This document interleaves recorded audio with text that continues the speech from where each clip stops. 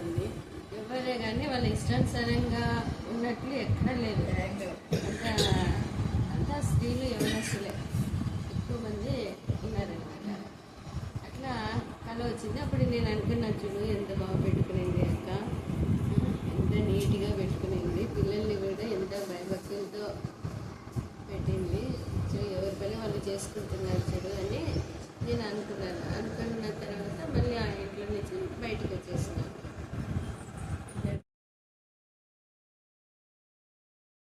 7:21 Not everyone who says to me, Lord, Lord, shall enter the kingdom of heaven, but he who does the will of my Father in heaven. 12వ అధ్యాయము 1 నుండి 4 వరకు. దాదాపు అదే కాలమందు రాజు అయిన హేరోదు సంఘపు వారిలో కొందరిని బాధ పెట్టుటకు బలత్కారంగా పట్టుకొని యోహాను సహోదరుడైన యాకోబును ఖడ్గంతో చంపించెను. ఇది యూదులకు ఇష్టమైన కార్యమని తెలుసుకొని పేతురును కూడా పట్టుకొనేను. ఆ దినములు పులియని రొట్టెల పండుగ దినములు. అతనిని పట్టుకొని చెరసాలలో వేయించి పస్కా పండుగైన పిమ్మట ప్రజల యొద్దకు అతని తేవలనని ఉద్దేశించి అతనికి కావలి ఎదుటకు 4 చతుష్టయముల సైనికులకు అతనిని అప్పగించెను. తండ్రి అందరిని బట్టి మీకు ఎంతో స్థుతించాం కూడా తక్కువ ప్రభా స్తోత్రం. మరి దివ్యని బట్టి హేమాన్ని బట్టి మరి ప్రభా మీరు వాక్యం చెప్పారు వాళ్ళందరినీ మీ జ్ఞానాత్మత నింపి అనుదిన వాక్య జ్ఞానంలో వెతికే జీవితాన్ని మీరు కలవచ్చమని ప్రార్థిస్తున్నాం. అలాగనే నన్ను కూడా నా ప్రభా నీకు మహిమకరంగా ఏ గృహంలో అయితే వాడుకున్నారో ఆహ్వానించిన ఆ గృహాలన్నింటిని బట్టి మేము స్థుతిస్తున్నాం. అలాగనే నా ప్రభా నా తండ్రి మరి నీట్ ఎగ్జామ్ రాస్తుంటే ఆ యొక్క ఏ కాలేజీకి అయితే మేము వెళ్ళామో ఆ కాలేజ్లో రాసిన పిల్లలకి అందరికీ మీరు ఘనమైన విజయాన్ని ఇస్తున్నారు మేము నమ్ముతున్నాం. అర్ధరాత్రి అడ్డిగూడలన్నీ కూడా ఏ స్థానం కల్పించి పాత్రలాగా బంధించమని ప్రార్థిస్తున్నాం. దైవ నా ప్రభా ఎస్ఐ దేవరాజ్ కమల వారి యొక్క హౌస్ ఎడ్యుకేషన్ అతని దేవ డేట్ ఫిక్స్ చేసి మరి నా తల్లి 6వ తేదీ నా ప్రభా వారి యొక్క ఇంటి ప్రతిష్ట నీకు మహిమకరంగా ఆశీర్వాదకరంగా ఘనంగా మర్యాదగా పరిశుద్ధంగా జరగడానికి మీ కృపాసనం దయచేస్తున్నందుకు మేము స్తుతిస్తున్నాం. దేవా ప్రస్తుతం అందులో ఒకప్పుడు జరిగినటువంటి హింసలు ఇప్పుడు కూడా జరుగుతున్నాయి.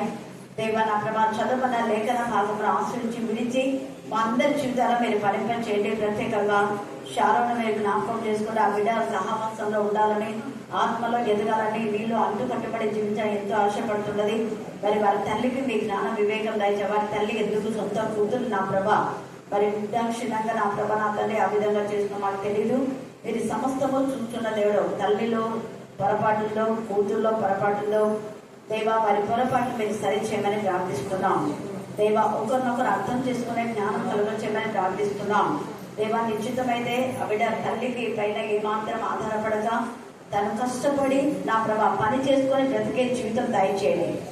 ఇక్కడ ఎవరైతే కష్టపడి పని చేయక ఉన్నారో వారికి గర్తించి బుద్ధి చెప్పి కష్టపడి పని చేసే జ్ఞానం కలుగచేయమని ప్రార్థిస్తున్నాం. పని చేయకుండా భోజనం చేయకూడదు అని లేఖన భాగంలో వ్రాసి ఉన్నారు. దేవా కరుణాపీఠంలో వచ్చుచున్న వారు వెళ్ళుచున్న వారందరూ కూడా కష్టపడి యథార్థంగా నిజాయితీగా పనిచేసే వారుగా ఉండాలని ఆశపడుతున్నాం. దేవా అది మీరు కోరుకున్నటువంటి ఇష్టం ప్రభా స్తోత్రం మీకే స్తోత్రం మీకే స్తోత్రం మీకే స్తోత్రం. అప్పుడు జరిగింది ఇప్పుడు కూడా జరిగింది. సంఘపు వారిలో కొందరిని బలత్కారంగా పట్టుకొని యోహాను సహోదరుడైన యాకోబును ఖడ్గంతో చంపించాను. ఇక్కడ ఆత్మ సంబంధులైన వారిని బలత్కారంతో చంపుట ఏంటి చెప్పండి, గట్టి చెప్పాలి అందరూ, మళ్ళీ చెప్పాలా? ఆత్మ సంబంధులైన వారిని అంటే దేవుని ఆత్మ శక్తితో నింపబడిన వారు. దేవుని ఇందాక ఆ పాప చెప్పింది, ఈరోజు ఈ వాక్యం చెప్తున్నది ఆమెకు తెలుసుకోలేదు తెలియదు. ఎందరూ దేవుని ఆత్మతో నడిపించబడదో వాళ్ళందరూ ఏమవుతారు? ఎక్కడున్నారు? అలర్ట్గా ఉండండి. దేవుని ఆత్మతో నడిపించబడే వారు ఏమవుతారు చెప్పమ్మా? ఇంత పెద్దలు ఉన్నారు, ఆ చిన్న పిల్లలు ఎప్పుడు దేవుని కుమారులు అనబడుతురు. రోజు మనం ఎప్పుడు చెప్పేది ఏంటి? కొన్ని రాదు అలా దేవుని వాక్యం చాలా శక్తివంతమైనది. మనం ఎంత షార్ప్గా ఉంటామో అంత షార్ప్గా దేవుని యొక్క ఆశీర్వాదాలు మన జీవితంలోకి వస్తాయి, చొచ్చుకొనిపోతాయి. షార్ప్ అంటే కత్తి ఏమైతే పదులుగా ఉంటే అట్లా అంటేనే కత్తి కట్టాలి కదా, అట్లా సేమ్. మనం ఎంత దైవికమైన విషయాలు ఆసక్తి కలిగి ఉంటారో అంతకంటే ఇంకా ఎక్కువే ఆసక్తితో దేవుడు మన జీవితంలో అద్భుత కార్యాలు చూస్తే క్రియలు గొప్ప కార్యాలు అన్ని చేస్తాను. ఎందుకంటే నేను పోయిన శనివారం నైట్ పోయాను. మార్నింగ్ సండే ట్రైన్ తీసుకొని రావాలంటే అస్సలు పంపించాను. 2 గంటలు కదా నీట్ ఎగ్జామ్, అందుకని ఖచ్చితంగా 2కు ఆ కాలేజ్ దగ్గరికి పోయి వెయిట్ చేసి ఇంకా 2కి ఎక్కుతానంటే అస్సలు వదలేదు. ఇంకా ఏంటంటే వెళ్తాను.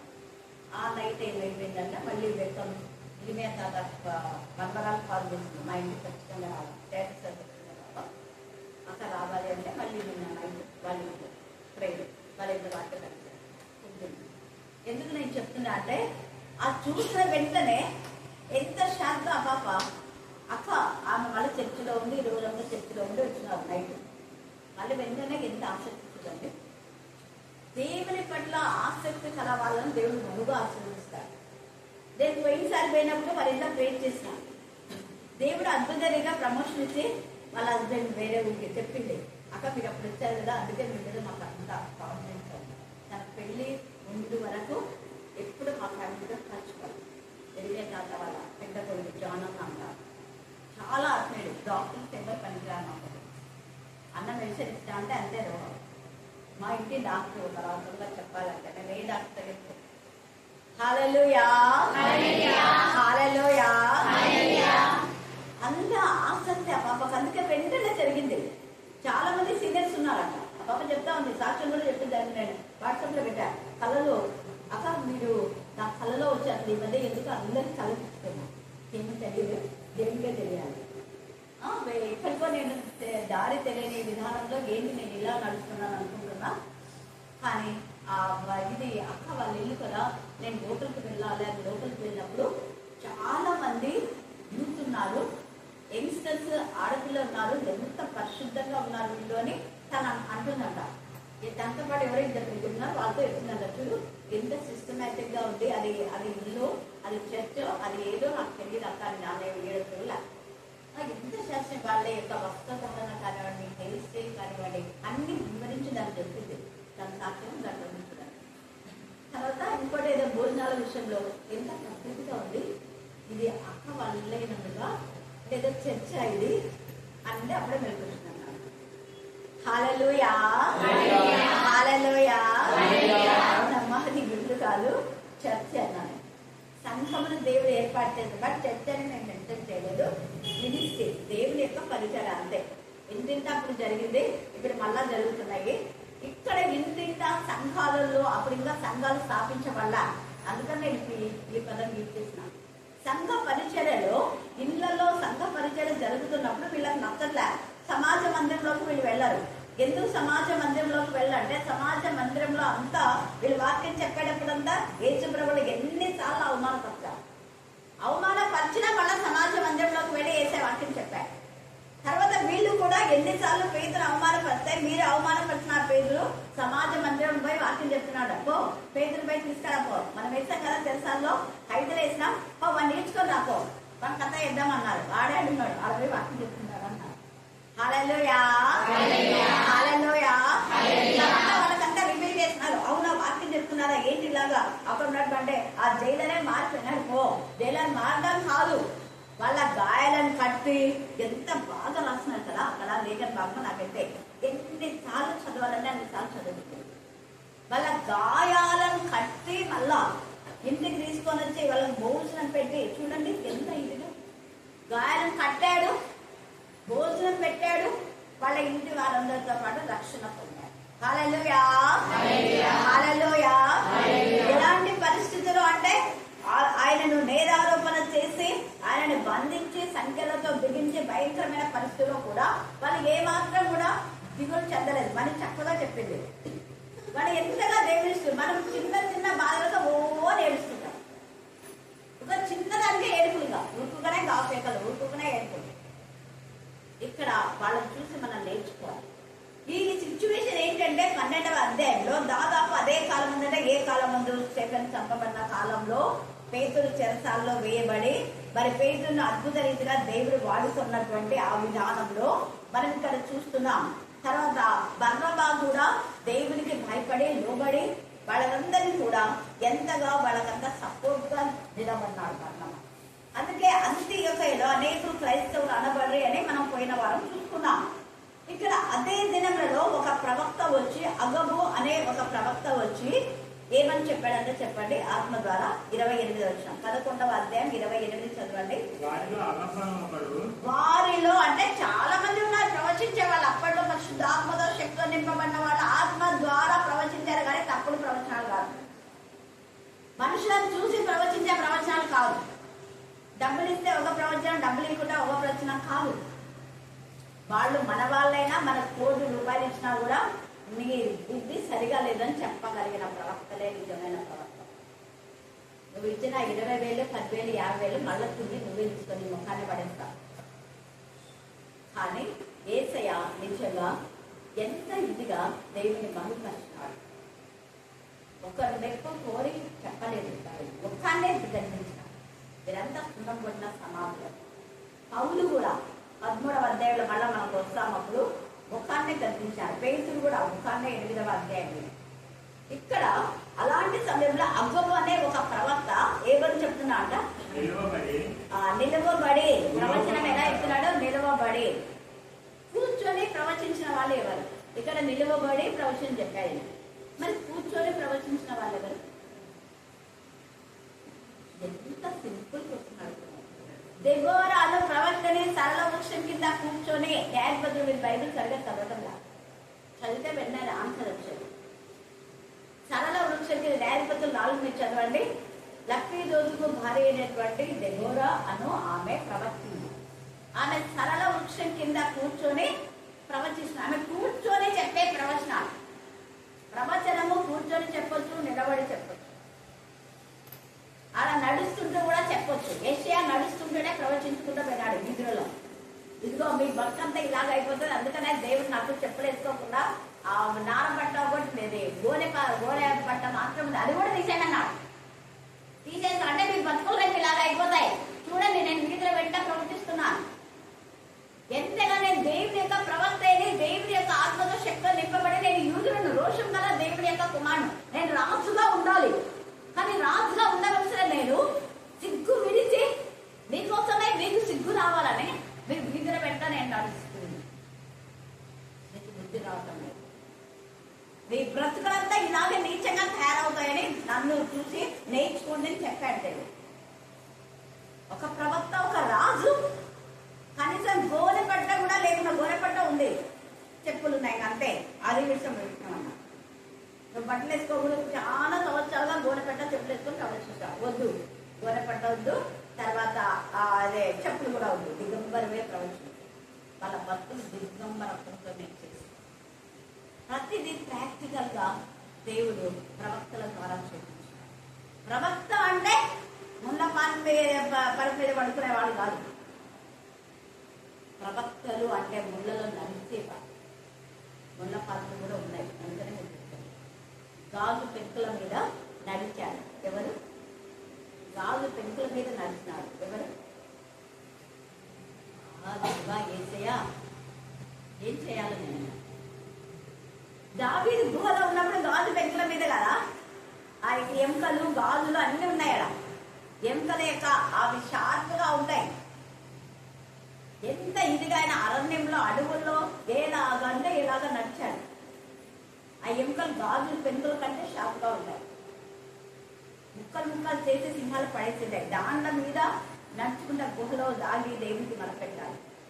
57వ కీర్తనలో చూడండి, గుహలో ఏ గుహ అన్నా మంచిగా ఉంటుందా? ఉండదు. ప్రతి గుహ దుర్వాసన. కనే పరాలను తీసుకుపోయి ముక్కలు ముక్కలు చేసి పడేసింటాయి. చిన్న గాడిద ఎముకతో శాంసన్ ఎంతమందిని చంపాడు? 1000 మందిని. గాజు ఎముక షార్ప్ గా ఉంటది, గాడిద ఎముక షార్ప్ గా ఉంటది. కత్తితోనే చంపడం కాదు, దేన్నైనా ఉపయోగిస్తారు. చాలా మంది సూదిని ఉపయోగించి కూడా చంపుతుంటారు. మనకెన్నో వాట్సాప్లో చూస్తున్నారు, యూట్యూబ్లో చూస్తున్నాం కదా. ఇలాగా అలాంటి పరిస్థితులలో ఈ అగబు అనే ప్రవక్త ఎంత ధైర్యంగా ఏమంటాడు? భూమిలో గొప్ప కరువు రాబోతున్నదని ఆత్మ ద్వారా సూచించారు. అది క్లౌదియా చక్రవర్తి కాలంలో సంభవించాను చెప్పినాడు, జరిగింది. హల్లెలూయా, హల్లెలూయా. దేవునికి విరోధమైన విధానంలో ఉన్న వాళ్ళ జీవితాల్లో ఆశీర్వాదాలు రావు, శాపాలు వస్తాయి. దేవుడు ఆశీర్వదిస్తాడు కానీ ఆశీర్వాదాలు వాళ్ళు పొందుకోరు. దేవుడు ప్రవచించాడు ముందుగానే మోషే ద్వారా, వీరు పాలు తేనె ప్రవహించే దేశంలో వీరంతా చేస్తారు అని. ఎంతమందికి చెప్పాడు ప్రవచనం? ఎంతమంది? వాగ్దానంతో కూడిన ప్రవచనం ఎంతమంది చెప్పినాడు? 4 లక్షలు. 6 లక్షల కాల్వలమే, కానీ స్త్రీలు పిల్లలు కలిసి 30 లక్షలు అంతమందికి చెప్పినాడు. కానీ అందరు విన్నారా? ఎవరు పోయినారు? ఇద్దరే విధేయత గల వాళ్ళు చెప్పారు. మిగతా వాళ్ళంతా రాలిపోయినారు. ప్రభావం ప్రవచనం చెప్పి కదా పాల చెల్ల ప్రవచనం చెప్పినా ఎవరికి చెప్పినా విధేయత దోషువారు. మీరంతా విధేయత లేదు. దేవునికి విరోధంగా ఉంటే అక్కడ ఏ అద్భుత కార్యం జరగవని చెప్పినా కదా. వారి అవిశ్వాసం బట్టి అక్కడ అద్భుతం జరగలేదు. అవిశ్వాసం అన్నది అక్కడ చోటు చేస్తుంది. అవిశ్వాసం, అల్ప విశ్వాసం ఉంటే వాళ్ళు సింక్ అయిపోతారు అన్నింటిలో. పరిశుద్ధతలో, ప్రేమలో, విధేయతలో, ఆర్థికంగా అన్నింటిలో సింక్ అయిపోతారు. సింక్ అంటే తెలుసు కదండి. సింక్ అంటే అంటే తక్కువ అయిపోతారు. మన ఈ గుడ్డ సింక్ కాదనుకుంటాం కదా, నీళ్ళు వేస్తే సింక్ అయిపోతుంది అంటుంటాం కదా. కాటన్ అలాంటివి నీళ్ళు వేస్తే సింక్ అయిపోతుంది. అలాగా ఇక్కడ ఈయన చెప్పినటువంటి అదే అప్పుడు జరిగింది. కారణం ఏంటి అంటే అక్కడ వాళ్ళందరూ కూడా దేవుని ఎందుకు భయభక్తి గల బిడ్డలు ఉన్నారు కాబట్టి అది జరిగి చూపించినాడు. బుద్ధి రావాలి. క్లౌదియా చక్రవర్తి కాలంలో సంభవించిన అప్పుడు శిష్యులుగా ప్రతి వాడు తన శక్తి కొలది యూదయలో కాపురమున్న సహోదరులకు ఏం చేసినాడ? సహాయం చేసినాడు. చాలా కరువు వచ్చింది. ఆ వచ్చినప్పుడు సహాయం చేసిన వాళ్ళు ఎవరు అంటే దేవుని ఎందుకు భయభక్తి గల వాళ్ళు మాత్రమే. అందరు మళ్ళా వాళ్ళు కూడా ఎవరు చేసినా దేవుని ఎందుకు భయభక్తి గల వాళ్ళు, దేవుని ఎందుకు భయభక్తి గల వాళ్ళకు మాత్రమే. సహోదరులకు అని ఉంది కదా. సహోదరులు అంటే దేవుని ఎందుకు భయభక్తి గల వాళ్ళు. వాళ్ళకు చేయాలన్న ఆలోచన దేవుడు ఇచ్చినాడు. వాళ్ళకి వచ్చిన ఆలోచన బట్టి వాళ్ళు మళ్ళా దేవుని ఎందుకు భయభక్తి గల సహోదరులకే చేస్తున్నాడు. విధేయత గల వాళ్ళకి అవిధేయులకు కాదు. చూడండి ఇక్కడ సహోదరులకు సహాయం పంపడము నిశ్చయించుకున్నాను. అలాగూ చేసి బర్నబా, పౌలు అని బాధ్యత పెద్దల యుద్ధము దానిని దాన్ని అంటే వాళ్ళు సమకూర్చినటువంటి డబ్బు. అలాంటి సమయంలో ఆమె ఎంత కూడా ఎప్పుడైతే స్టెఫెన్ చనిపోయినాడో చనిపోయిన వెంటనే అంతా చెదిరిపోయినారు. యూదులు ఎక్కడంటే అక్కడ చెదిరిపోయి అక్కడక్కడ దేవుని శక్తి కొలది వాళ్ళు వాక్యం ప్రకటిస్తున్నారు. మన కర్ణాపీఠం వాళ్ళు బాంబే, చెన్నైలో ఉన్నారు. ఇంకా మా ఫెలోషిప్ లో ఉన్న వాళ్ళు ఎక్కడంటే అక్కడ దేవుడు ప్రకటిస్తున్నారు. అలాగా చెదిరిపోయినారు. ఆ సమయంలో పౌలుకు ఎంత శిక్ష వచ్చింది. పౌలుకు మాత్రమే కాదు, మరి పేతురుకు వచ్చింది. వీళ్ళందరూ కూడా అలాంటి సమయంలో హేరోదు సంఘపు వాళ్ళని ఎప్పుడు వాడి ఏసయ్య పుట్టినప్పటి నుంచి వాడు భక్తులు ఏసయ్య మాట చెప్తే ఇప్పుడు వాళ్ళని బాధ పెట్టారు. వానికి భయంకరమైన దేవుని పోదు. దేవుని పిల్లలు ఎవరైనా బాధపెడితే వాడు ఎప్పుడు ఉగ్రత వస్తుందో తెలియదు. వీడు కూడా నిర్వహించినాడు. ఏం పర్వాలేదని శ్రాంతరంగా చేసి యాకోబుని చంపించారు. వీళ్ళనేమో కొట్టి చేసాలా వేసినారు, యాకోబుని చంపించిన ఆ పరిస్థితులలో ఒక వ్యక్తి తమ సహోదరులను చనిపోతే మిగతా వాళ్ళంతా ఏం చేస్తారు? వాక్యం ప్రకటించకుండా మౌనంగా ఉండిపోతారని వీళ్ళకి తేడాలి. చాలా మంది అలాగే చేస్తారు కదా. ఒక గుంపు వాళ్ళు ఇచ్చారు, ఎదురేరా వాడి పెద్దలు చెప్పినాడు మనమంతా వాళ్ళతో ఎందుకు అని గమనుంటారు. కానీ మీరు అలా చేయాల. యాకోబుతో రంపంతో వాళ్ళ ఎదురనే కోసి చంపిన, వాళ్ళ ఎదురునే చూశారు, వాళ్ళ ఎదురునే చంపారు. అయినా కూడా ధైర్యంగా దేవాన్ని నిజమైన దేవుని యొక్క జ్ఞానం కలిగిన వాళ్ళు, నిజమైన రోషంగా దేవుని పిల్లలంటే అది చిన్న చిన్న వాటికి అలగడం, చిన్న చిన్న వాటికి ప్రార్థన రాకుండా పోవడం చేయకూడదు.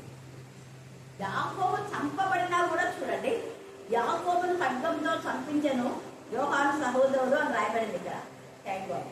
ఇక్కడ ఇంకొక మాట, యేసు ప్రభుల వారి సహోదరులు అని ఉందని ఒకసారి యాకోబు చెప్తుంది వసంత. యేసు ప్రభు వారి సహోదరులే కానీ తల్లి మరియ కొడుకులు కాదన్న. ఇక్కడ యేసు ప్రభు సహోదరుడు అని చెప్పొచ్చు. యాకోబు కూడా యేసు ప్రభు సహోదరుడే. కానీ ఎవరి సహోదరులను రాస్తున్నారు? మళ్ళీ అండర్లైన్ చేసుకోండి. ఇట్లాంటివన్నీ చాలా ఇన్నర్ మీనింగ్ తో ఉంటాయి. మీరు డీప్గా ఆలోచించాలి.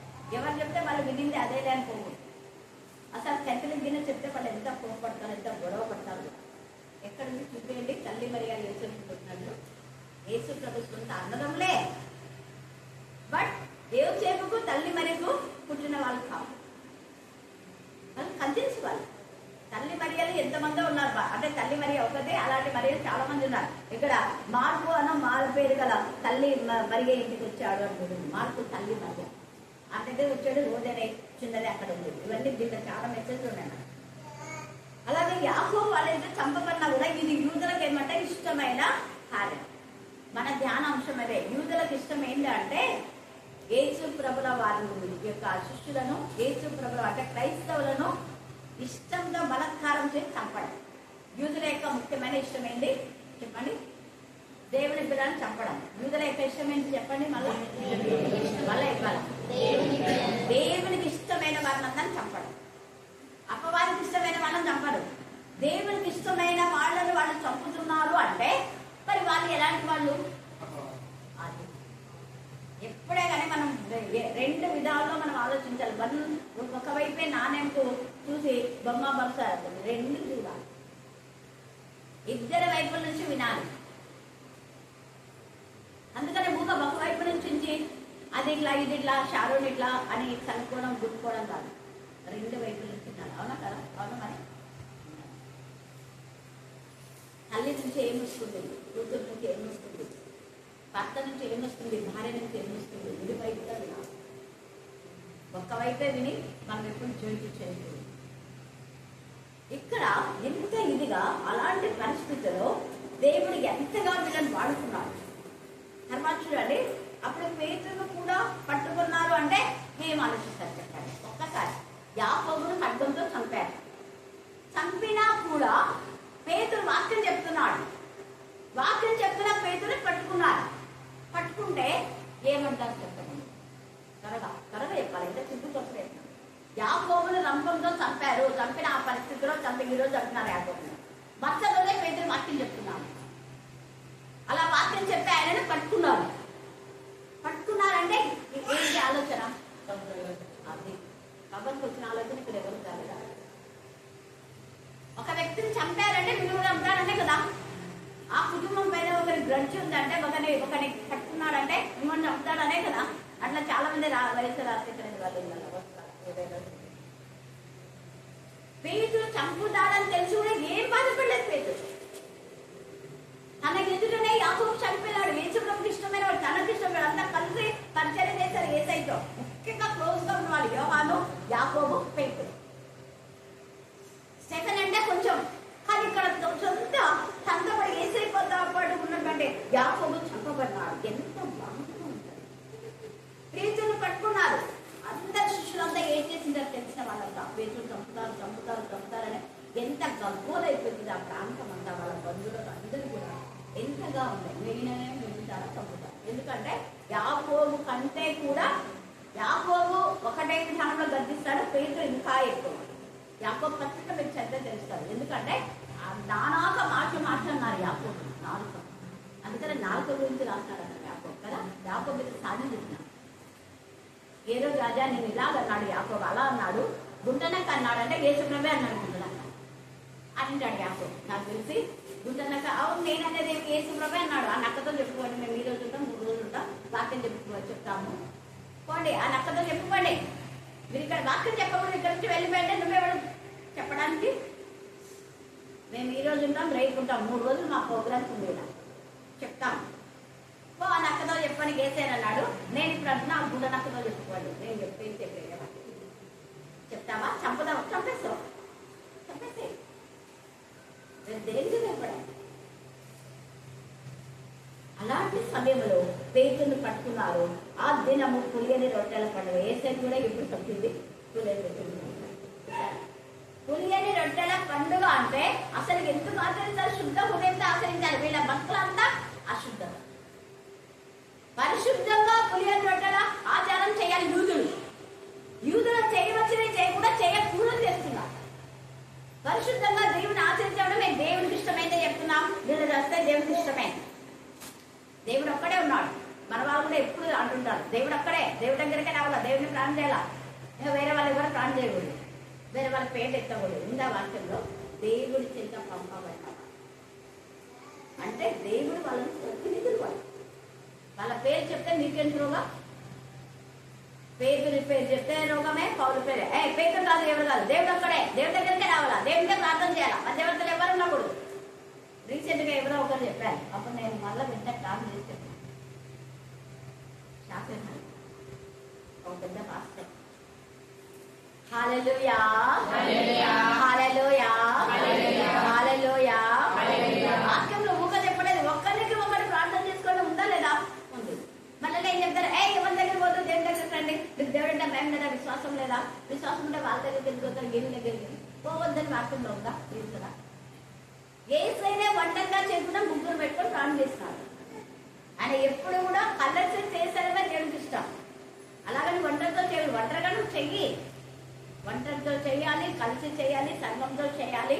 సహోదర కుటుంబ ప్రార్థన ఇందులో ప్రార్థన. వాళ్ళ దగ్గర పోతే వీళ్ళ దగ్గర పోతానికి ఎవరు వస్తారు?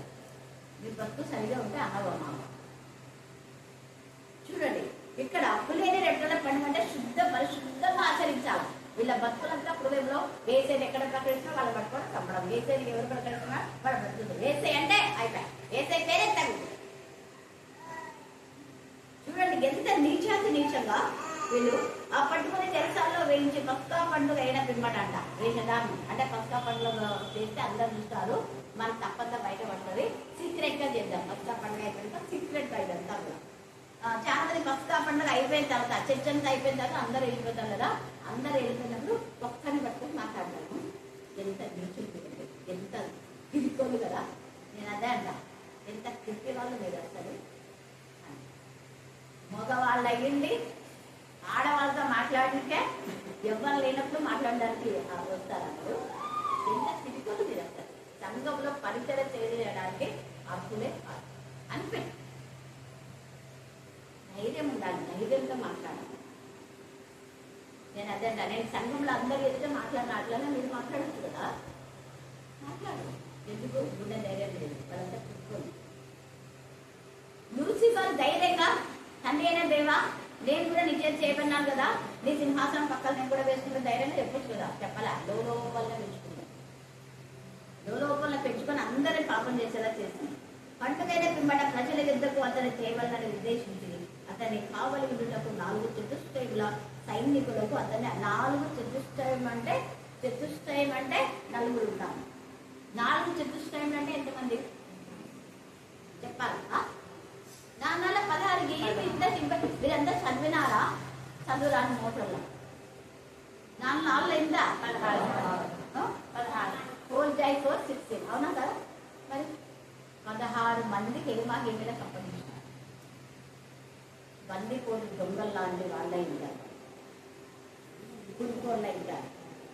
అయితే దేవుడు అంతమందికి అప్పగించిన కూడా తర్వాత మనం చదువుకున్న టైం అయిపోయింది. టైం ఎప్పుడు మెయింటైన్ చేయాలన్నా తర్వాత ఆసక్తితో దేవుడికి వాళ్ళు ప్రార్థన చేసే విషయాన్ని, అంటే ఎలాంటి విషయంలో మనం ఆసక్తితో ప్రార్థన చేయాలని మనము వచ్చే వారం ధ్యానం చేసుకుందాం. బుధవారం మళ్ళీ మనకు మంగళవారం రోజు స్త్రీల గురించి ఏదైనా ఉంటుంది. బుధవారం బైబిల్ స్కూల్లో యోవేలు ఉంటుంది. కాబట్టి ఆ తర్వాత గురువారము లేదా శనివారము సోమవారము ధ్యానం చేసుకున్నాం. దేవుడు ఈ లేఖకు మాదిరి దేవుడికి ఆశీర్వదించుకున్నాం. ఆమేన్. ఆమేన్.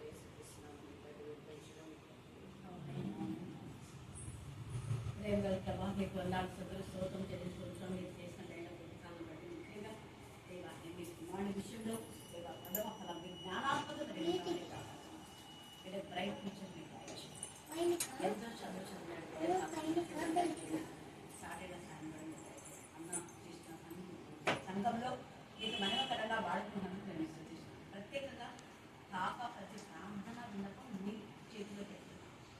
దేవా నేను ఎవరికి సమాధానం కాకుండా ఏదైతే ప్రార్థన విన్నపం దేవా తెలియజేసిందో అది నేను మేమందరం ఏది తెలుస్తున్నాం. ఆ బిడ్డ పక్షంగా మీరు ముందే విజ్ఞాపన